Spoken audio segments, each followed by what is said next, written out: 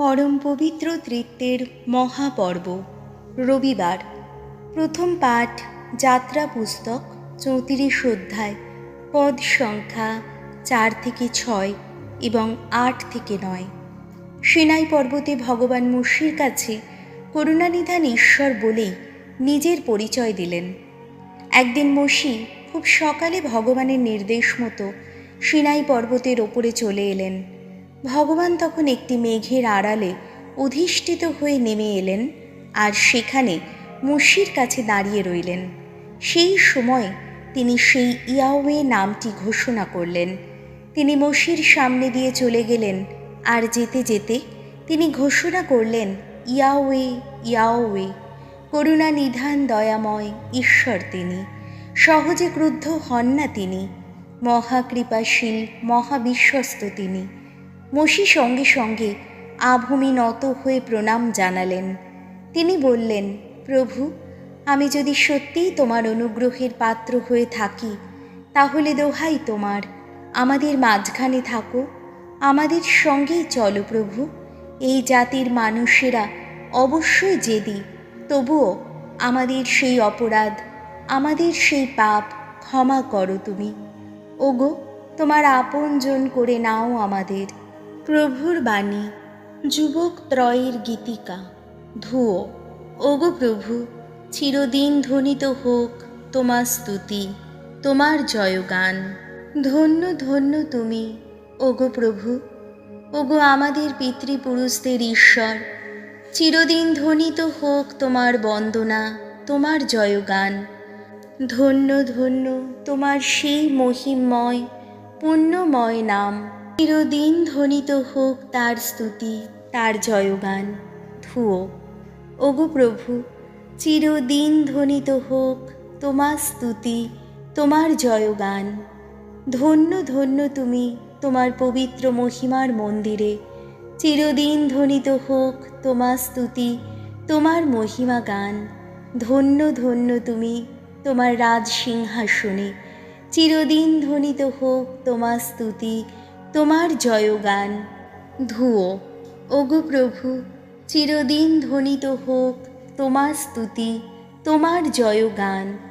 ধন্য ধন্য তুমি, ওগো অতুলদর্শী, ওগো খেরুব মূর্তি দুটির ওপর অধিষ্ঠিত তুমি। চিরদিন ধ্বনিত হোক তোমার বন্দনা, তোমার জয়গান।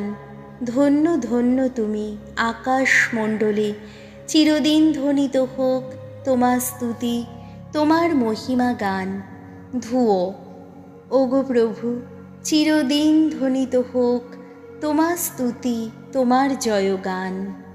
দ্বিতীয় পাঠ করিন্থীয়দের কাছে প্রেরিত দূত পলের দ্বিতীয় পত্র, 13 অধ্যায়, পদ সংখ্যা 11 থেকে 13।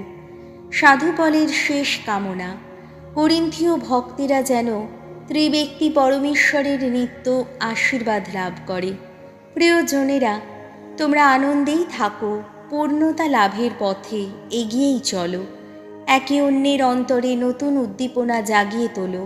হয়ে ওঠো এক মন, এক প্রাণ। নিজেদের মধ্যে তোমরা শান্তি বজায় রেখে চলো। তাহলে সেই প্রেম বিধাতা, শান্তি বিধাতা ঈশ্বর তোমাদের সহায় থাকবেন।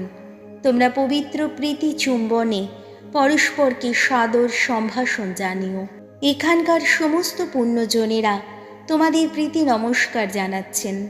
প্রভু যীশুখ্রিস্টের অনুগ্রহ, ঈশ্বরের ভালোবাসা ও পবিত্র আত্মার সাহচর্য তোমাদের সকলকে নিত্যই ঘিরে রাখুক।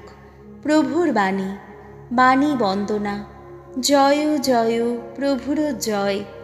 আছেন যিনি, ছিলেন যিনি, আহা আসছেন যিনি, সেই ঈশ্বরের জয়, সেই পিতা পুত্র আত্মারই জয়। জয় জয় প্রভুর জয়।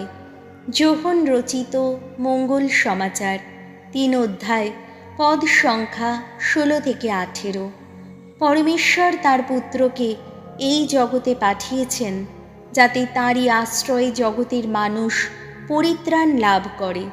যিশু নিকোদেমকে বললেন, ঈশ্বর জগৎকে এতই ভালোবেসেছেন যে তাঁর একমাত্র পুত্রকে তিনি দান করে দিয়েছেন, যাতে যারা তাকে বিশ্বাস করে তাদের কারও যেন বিনাশ না হয়, বরং তারা সকলেই যেন লাভ করে শাশ্বত জীবন। ঈশ্বর জগৎকে দণ্ডিত করতে তার পুত্রকে এই জগতে পাঠাননি, পাঠিয়েছিলেন যাতে তার মাধ্যমে জগৎ পরিত্রাণ লাভ করে। যে মানুষ তাকে বিশ্বাস করে সেই মানুষকে কখনো বিচারে দণ্ডিত হতে হয় না, কিন্তু তাকে যে অবিশ্বাস করে সে তো বিচারে দণ্ডিত হয়েই আছে, কারণ ঈশ্বরের একমাত্র পুত্রের প্রতি সে যে বিশ্বাস রাখেনি। প্রভু যিশুর মঙ্গল সমাচার।